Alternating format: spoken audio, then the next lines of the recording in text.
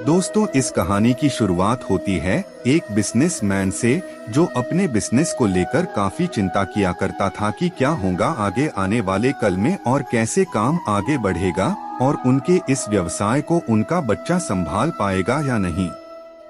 दोस्तों, उस बिजनेसमैन का एक लड़का भी था जो उनसे काफी बार कहता रहता था कि पापा, आप मुझे हमारे इस बिजनेस को संभालने का एक मौका दीजिए, क्योंकि अब मुझे भी बिजनेस करना आ गया है। लेकिन वो व्यक्ति कभी भी अपने बेटे को मौका नहीं देता। दोस्तों, एक दिन इस बिजनेसमैन को दिल का दौरा पड़ जाता है और इसके चलते उनको हॉस्पिटल में भर्ती किया जाता है। जैसे ही ये खबर उनके बेटे को पता चलती है, उनका बेटा दौड़कर के हॉस्पिटल में पहुंचता है। बेटा हॉस्पिटल में पहुंचने के बाद उसने ये देखा कि उसके पापा अब एडमिट है और डॉक्टर्स ने उससे ये कहा कि आपके पापा अब पहले से थोड़ा ठीक है और धीरे धीरे करके वे अब रिकवर हो जाएंगे। फिर उस लड़के ने अपने एक दोस्त को कॉल करके वहां पर बुला लिया। फिर उसका दोस्त वहां पर आता है और उससे पूछता है कि क्या हुआ भाई। फिर उस बिजनेसमैन के लड़के ने अपने दोस्त से कहा कि मेरे पापा को दिल का दौरा आया है और उन्हें अस्पताल में एडमिट किया हुआ है। इसके बाद उस बिजनेसमैन का लड़का अपने दोस्त से कहता है कि चल ना, जरा बाहर चल के आ जाते हैं, बहुत देर हो गई है इधर। और फिर वो दोनों अस्पताल से बाहर चले जाते हैं। जब वो दोनों अस्पताल से बाहर निकले तब उनको एक आइसक्रीम वाला दिखाई देता है। फिर उस बिजनेसमैन के लड़के ने अपने दोस्त से कहा है कि भाई आ जाओ, आइसक्रीम खाते हैं। ये बात सुनकर उसका दोस्त थोड़ा चौंकता है और मन ही मन कहता है कि अरे ये क्या पागलपन है, पापा अंदर भर्ती है और ये यहाँ पर आइसक्रीम खाने की सोच रहा है। फिर उन दोनों ने आइसक्रीम खरीद ली और वे दोनों आइसक्रीम खाने लगे। लेकिन उसका जो दोस्त था ना, उससे ये रहा नहीं गया और उसने अपने दोस्त से पूछ लिया कि भाई, मुझे समझ नहीं आ रहा है कि तुम्हारे बिजनेस का आगे क्या होगा और तुम्हारे पापा की तबीयत भी ठीक नहीं है और तू यहाँ आइसक्रीम खा रहा है, मुझे कुछ समझ में ही नहीं आ रहा है। फिर ये जो बिजनेसमैन का लड़का था ना, और उसने जो बात कही उसे आप ध्यान से सुनिएगा। उसने अपने मित्र से कहा कि मुझे ये मालूम है कि तू ये सोच रहा होगा कि मेरे पापा एडमिट है, यहाँ पर आइसक्रीम चल रही है, मजे चल रहे हैं, पर ऐसा कुछ नहीं है। मैं भगवान श्री कृष्ण का बहुत बड़ा भक्त हूँ और उनकी दो बातें हमेशा अपनी जिंदगी में याद रखता हूँ। पहली बात, जो हम सबको पता है कि काम करना है और फल की चिंता नहीं करनी है, इसलिए जो होगा देखा जाएगा। मैं सिर्फ अपने काम पर ही फोकस करूंगा और फिर बिजनेस भी अच्छा चलेगा। दूसरी बात, वो लड़का अपने दोस्त से कहता है कि मैं तुम्हें भगवान श्री कृष्ण की कहानी सुनाता हूँ, जो तुम्हें दूसरी बात क्या है वो अच्छी तरह से समझाएगी।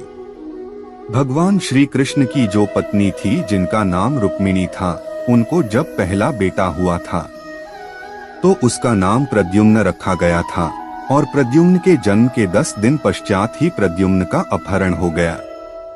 प्रद्युम्न के अपहरण के कारण रुक्मिणी नाराज और उदास रहने लगी कि क्या हो गया है। भगवान श्री कृष्ण रुक्मिणी जी से कहते थे कि चिंता मत करो, क्योंकि प्रद्युम्न जहाँ पर भी होगा वहीं पर ठीक होगा। लेकिन इतना समझाने के बावजूद भी रुक्मिणी अपने बच्चे की चिंता में उदास और निराश रहती थी। और इस तरह चिंता करते करते रुक्मिणी जी के 18 साल बीत गए। 18 साल के बाद द्वारका में जब प्रद्युम्न की वापसी हुई और जब प्रद्युम्न द्वारका में वापस आए तो उनके साथ में उनकी पत्नी मायावती भी थी। अब समस्या ये थी कि मायावती की उम्र प्रद्युम्न से 20 साल ज्यादा थी। वहाँ रुक्मिणी पहले तो खुश हुई कि बच्चा वापस आ गया और फिर से दुखी हो गई, क्योंकि इतनी बड़ी लड़की से शादी की। इसलिए रुक्मिणी फिर से भगवान श्री कृष्ण से जाकर कहने लगी कि ये क्या हो गया। फिर भगवान श्री कृष्ण जी ने माँ रुक्मिणी जी से कहा कि जो हो गया है उसको स्वीकार कर लो और आगे बढ़ो और चिंता मत करो। लेकिन माँ रुक्मिणी ये कह रही थी कि बड़ी लड़की से शादी क्यों कर ली और ये ही लड़की मिली थी क्या, और इस बात को स्वीकार नहीं कर पा रही थी।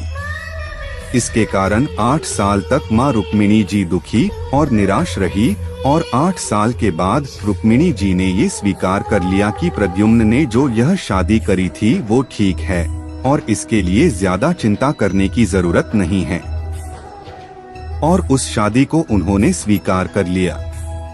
दोस्तों, एक तरीके से माँ रुक्मिणी जी ने अपने जिंदगी के 26 साल उदासी में बिता दिए। इस कहानी को खत्म करते हुए वो लड़का अपने दोस्त से बोला कि मैंने अब स्वीकार करना सीख लिया हुआ है, क्योंकि भगवान श्री कृष्ण जी कहते हैं कि जो हो रहा है उसे स्वीकार कर लो, जिंदगी अपने आप सहज हो जाएगी। दोस्तों, ये छोटी सी कहानी जो हमें 2 बड़ी बातें सिखाती है, और यही बातें मैं आपके साथ शेयर करना चाहता था कि हमारी जिंदगी में जो कुछ भी घटता है उसे स्वीकार करना सीख लीजिए और फिर जिंदगी अपने आप सहज हो जाएगी। हमारे नियंत्रण में जितने भी चीजें होंगी उन चीजों पर तो हमें जरूर नियंत्रण रखना चाहिए, लेकिन जो चीजें हमारे नियंत्रण से बाहर है उन चीजों को हमें स्वीकार कर लेना चाहिए। अगर हमने स्वीकार नहीं किया तो हमें भी माँ रुक्मिणी की तरह बहुत सालों तक उदास रह जाएंगे। दोस्तों, आज के यह कहानी आपको कैसी लगी और आपको इस कहानी से क्या क्या सीखने को मिला, ये हमें नीचे कमेंट बॉक्स में कमेंट करके जरूर बताइए। साथ ही अगर आपको श्री कृष्ण की ये कहानी पसंद आई होंगी तो इस कहानी को अपने दोस्तों के साथ अवश्य शेयर कीजिएगा।